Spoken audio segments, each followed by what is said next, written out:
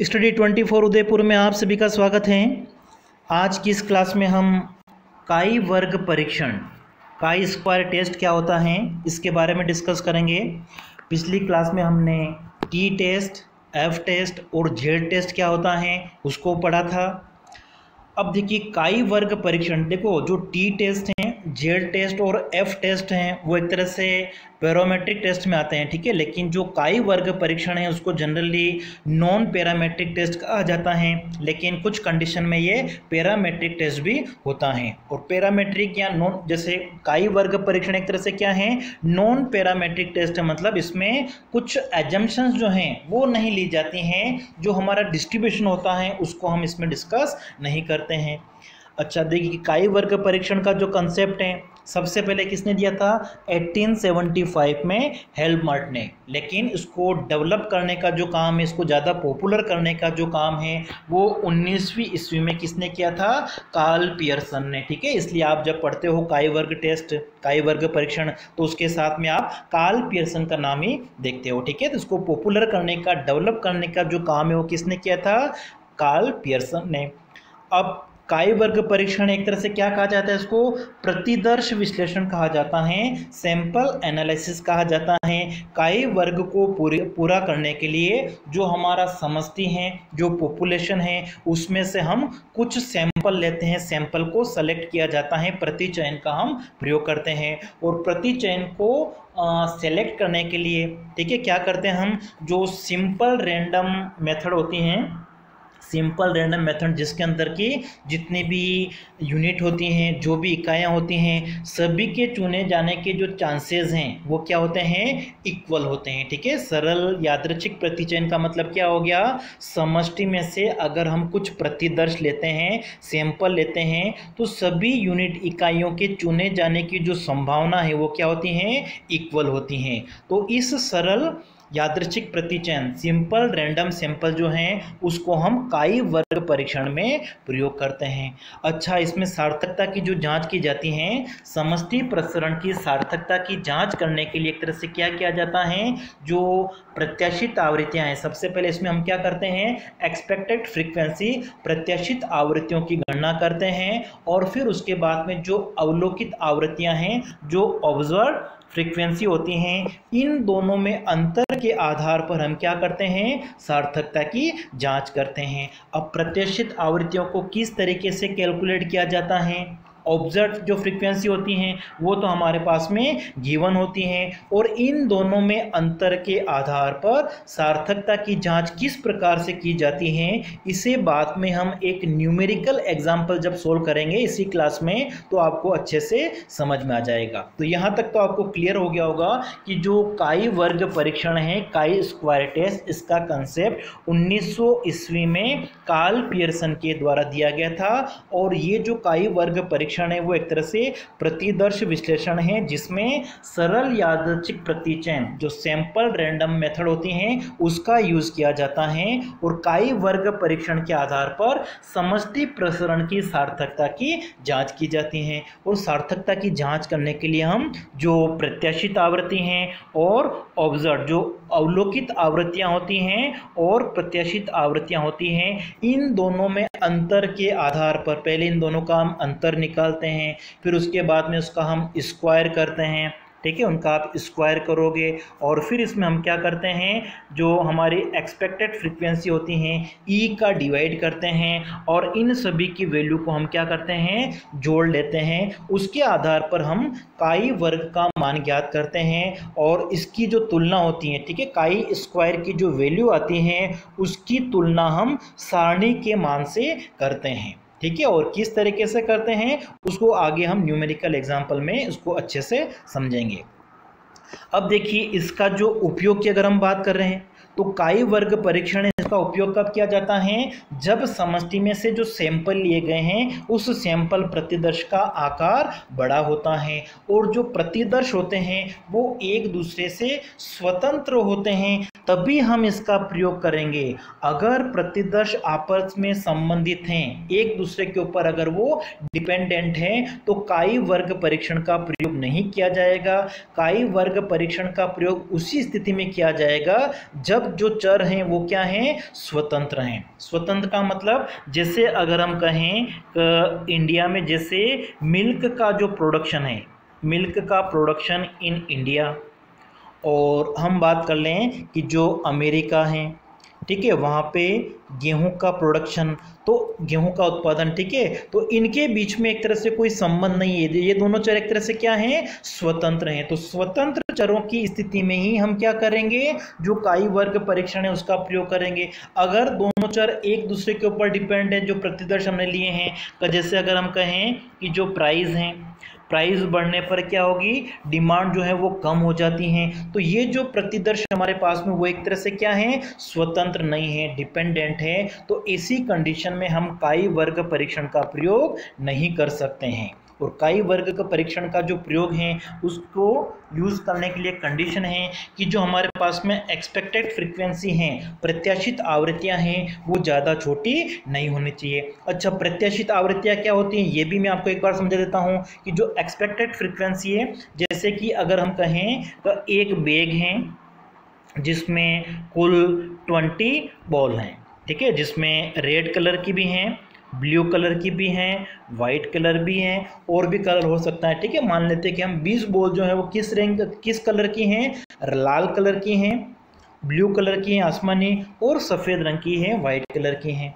अगर हम कहें तो इसमें से अगर हम 5 बोले निकालें, ठीक है, और 5 बोले जो है किस कलर की आ जाएगी, रेड कलर की आ जाएगी। 5 बोले आपने निकाली हैं और 5 बोले जो हैं वो रेड कलर की आ सकती हैं, ठीक है। ऐसा आप अगर एक्सपेक्ट कर रहे हो, आप ऐसा अनुमान लगा रहे हो, तो ये जो 5 है ये एक तरह से आपकी क्या हो गई हैं, प्रत्याशित आवृत्ति, कि आपने अनुमान लगाया था कि इतनी हो सकती हैं, ठीक है। लेकिन जब आप उसमें से गेंद निकालते हो तो हो सकता है कि जो रेड कलर की बॉल है वो कितनी हो गई हैं, 6 हो गई हैं। तो जो ऑब्जर्व फ्रीक्वेंसी है वो कितनी है, 6 हैं, लेकिन एक्सपेक्टेड कितनी है, 5 ही थी। तो इन दोनों के बीच में जो डिफरेंस है उसके आधार पर हम क्या करते हैं, जो सार्थकता की जांच करते हैं काई वर्ग परीक्षण का प्रयोग करके, ठीक है। और इसके बारे में जैसे प्रत्याशित आवृत्ति अगर हमको कैलकुलेट करनी है, ज्ञात करनी है, तो किस तरीके से ज्ञात करेंगे वो न्यूमेरिकल क्वेश्चन में आपको अच्छे से समझ में आ जाएगा। इसलिए मैं आपको यहाँ पे थ्योरेटिकल पोर्शन में अलग से नहीं बता रहा हूँ कि प्रत्याशित आवृत्ति किस तरीके से की जाती, किस तरीके, और काई वर्ग परीक्षण किस तरीके से किया जाएगा, उसमें कौन कौन सी स्टेप्स होती हैं, ये सारी बातें आपको न्यूमेरिकल क्वेश्चन में अच्छी सी समझ में आ जाएगी, ठीक है। अगर ऐसी की शर्तें की अगर हम बात करें तो जो शर्तें हैं काई वर्ग परीक्षण के लिए, उसमें समष्टि की जो इकाइयां हैं वो कम से कम एटलीस्ट कितनी होनी चाहिए, 50 होनी चाहिए, इससे कम नहीं होनी चाहिए, तभी हम काई वर्ग परीक्षण का प्रयोग कर सकते हैं। और फिर जो सैंपल लिए जाते हैं तो उससे जो समूह बनाए जा रहे हैं उस समूह में भी कम से कम 10 इकाइयां होनी चाहिए। कुछ विशेष परिस्थितियों में इनकी संख्या 5 हो सकती हैं, लेकिन जो समूह हमने बनाया उसमें कम से कम 10 इकाइयां होनी चाहिए। और प्रत्येक इकाई का जो हमने चयन किया है वो सिंपल रैंडम मेथड से, जो सरल यादृच्छिक विधि होती हैं उसका प्रयोग करके करना चाहिए, ठीक है, जिसमें सभी इकाइयों के चुने जाने के जो अवसर हैं, प्रायिकता है, वो क्या होती है, सबकी समान होती हैं। तो प्रत्येक इकाई का जो चयन किया गया है समष्टि में से वो यादृच्छिक तरीके से किया जाना चाहिए। और काई वर्ग क्या जरूरी है कि प्रत्येक इकाई जो है वो एक दूसरे से स्वतंत्र होने चाहिए, एक दूसरे के ऊपर आश्रित, डिपेंडेंट नहीं होनी चाहिए। अगर डिपेंडेंट हैं, आश्रित हैं, तो हम उस स्थिति में काई वर्ग परीक्षण का प्रयोग नहीं कर सकते हैं। अब देखिए, जैसा कि हमने कहा था कि जो काई वर्ग परीक्षण है वो जनरली एक तरह से नॉन पैरामेट्रिक है, लेकिन कुछ परिस्थितियों में ये पैरामेट्रिक भी हो सकता है। अब देखिए, पैरामेट्रिक के बारे में तो हमने पिछली क्लास में पढ़ लिया। अब देखिए गैर पैरामेट्रिक क्या होता है, ठीक है। गैर पैरामेट्रिक का अर्थ भी हमने समझ लिया था, तो जिसमें हम मान्यताओं को नहीं लेते हैं। अब देखिए, गैर पैरामेट्रिक है, उसमें 2 कंडीशन हो सकती है जहां पर हम काई वर्ग परीक्षण का प्रयोग करते हैं। फर्स्ट हमारा क्या हो गया, अगर हमको चरों के बीच में स्वतंत्रता की जांच करनी है कि जो चर हैं वो एक दूसरे के ऊपर निर्भर हैं या एक दूसरे से स्वतंत्र हैं, तो चरों के बीच में स्वतंत्रता या निर्भरता की जांच करने के लिए हम किसका प्रयोग करेंगे, काई वर्ग परीक्षण का। और इसके लिए हम क्या करते हैं, सबसे पहले हम एक शून्य परिकल्पना लेते हैं, और शून्य परिकल्पना जिसको हम H0 से लिखते हैं, और उसमें हम क्या मान लेते हैं कि दोनों चर जो हैं वो क्या हैं, स्वतंत्र हैं। और इसके आधार पर फिर हम क्या करते हैं, जो हमारा काई वर्ग है, काई स्क्वायर है, उसकी वैल्यू हम निकाल लेते हैं, और उसकी वैल्यू को हम क्या करते हैं, टेबल में जो वैल्यू होती है, सारणी का जो मूल्य होता है, उससे हम तुलना करते हैं। अगर काई स्क्वायर की जो वैल्यू है वो टेबुलेटेड वैल्यू जो सारणी मूल्य है उससे अगर कम है, तो इसी कंडीशन में हमारी जो शून्य परिकल्पना है वो स्वीकार कर ली जाती है। ठीक है, शून्य परिकल्पना स्वीकार करने का मतलब क्या है कि दोनों चर जो हैं वो क्या हैं, स्वतंत्र हैं। लेकिन अगर जो काई परीक्षण का मान है अगर वो ज़्यादा आ जाता है टेबुलेटेड मूल्य से सारणी में जो मूल्य है उसकी तुलना में काई वर्ग परीक्षण का मूल्य अगर ज़्यादा आ जाता है, तो जो हमारी परिकल्पना है उसको अस्वीकार कर दिया जाता है। ठीक है, अस्वीकार का मतलब कि दोनों चर जो हैं वो स्वतंत्र नहीं है, दोनों चर क्या हैं, आश्रित हैं। ठीक है, तो इस आधार पर हम क्या करते हैं, तुलना करते हैं। तो स्वतंत्रता की जांच की जाती है। साथ ही साथ test of goodness of fit है, ठीक है, उसके लिए भी हम क्या करते हैं, इसका प्रयोग करते हैं काई वर्ग परीक्षण का। और उस काई वर्ग परीक्षण के लिए हमारा फॉर्मूला क्या होता है, ओ माइनस ई का स्क्वायर अपॉन ई, और यहाँ पे हम क्या लेते हैं, समेशन लेते हैं, उसकी टोटल लेते हैं। ठीक है, ये आपको ध्यान रखना है। इसमें ओ का मतलब क्या है, ऑब्जर्व फ्रीक्वेंसी है, अवलोकित आवृत्ति है। ई का मतलब क्या है, प्रत्याशित आवृत्ति है, एक्सपेक्टेड फ्रीक्वेंसी है। ठीक है, और काई वर्ग का जो मूल्य आएगा उसकी तुलना आप किससे करोगे, सारणी के मूल्य से। काई वर्ग का मान अगर सारणी के मूल्य से कम होता है, इसका मतलब जो परीक्षण हमने किया है वो सार्थक है। ठीक है, मतलब हमारी जो हाइपोथेसिस है, परिकल्पना है, वो स्वीकार कर ली जाएगी। ठीक है, किस तरीके से, उसको आगे हम एक न्यूमेरिकल एग्जांपल से समझते हैं।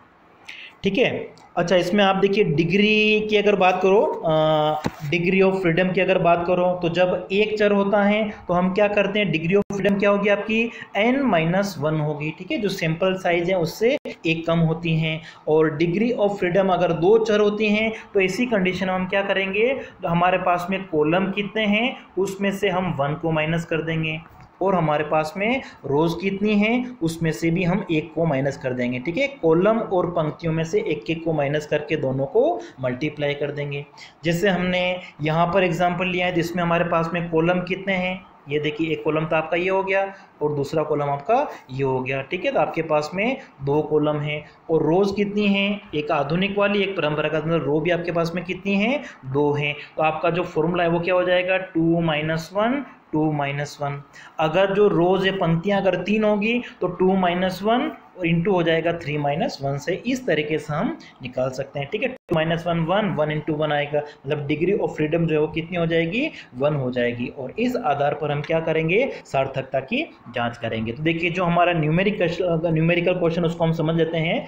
निम्न सूचना 400 रोगी के उपचार से संबंधित हैं। बताइए कि आधुनिक उपचार परंपरागत उपचार की तुलना में श्रेष्ठ हैं। उपचार हमारे पास में आधुनिक दे रखा है, परंपरागत दे रखा है, और मरीजों की जो संख्या दे रखी है जिन्होंने उपचार लिया है आधुनिक, उसमें से ठीक होने वाले कितने हैं, 120, और परंपरागत से ठीक होने वाले कितने हैं, 140 हैं। इसी तरीके से आधुनिक उपचार से जो ठीक नहीं होने वाले मरीज है वो कितने हैं, 40 हैं, और परंपरागत उपचार से ठीक नहीं होने वाले कितने हैं, 100 हैं। और ये हमारे पास में टोटल हो गई। टोटल आधुनिक उपचार कितने जनों ने लिया, 160 ने, और परंपरागत कितने जनों ने लिया, 240 ने। इसी तरीके से मरीजों की संख्या टोटल कितनी है, ठीक होने वालों की 260 है। ठीक है, ये हमारे कॉलम की टोटल है, और ठीक नहीं होने वाले की जो टोटल है वो कितनी है, 140 है। फिर आगे क्या पूछा हुआ है, 5% सार्थकता स्तर पर काई स्क्वायर का सारणी मूल्य 3.84 दिया हुआ है।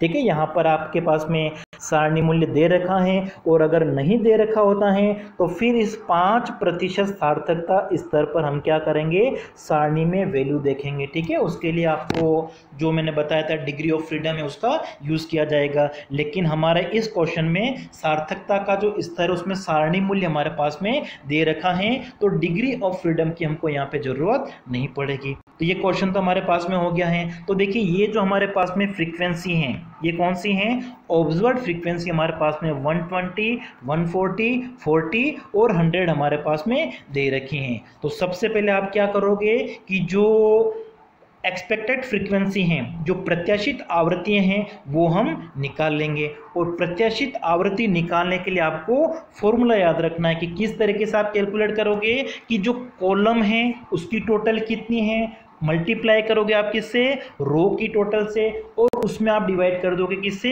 ग्रांड टोटल कितनी है। ठीक है, जैसे हमने जो एग्जांपल लिया है उसमें 400 मरीज लिए, इसका मतलब जो ग्रांड टोटल है वो कितनी है, 400 है। अब देखिए एक्सपेक्टेड फ्रीक्वेंसी आप कैसे निकालोगे, तो देखिए अगर आपको यहाँ पे निकालनी है 120 की, तो ऐसी कंडीशन में कॉलम की टोटल कितनी है, 260 है।